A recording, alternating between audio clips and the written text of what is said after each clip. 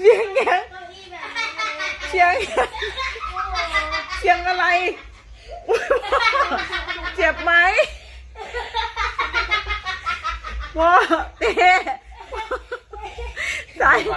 ใส่พ่อใส่บาดดิ บาทนี้ ใส่ลูกเอาพ่อขึ้นมา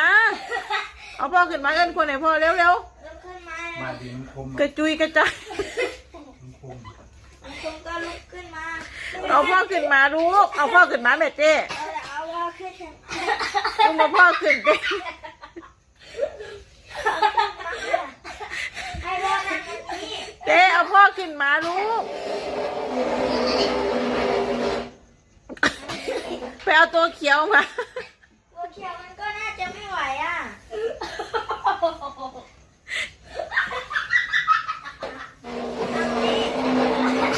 สุดท้ายวันนี้ก็ว่าได้ ไปก่อนเก็บเศษนี้ออกไป อ่ะ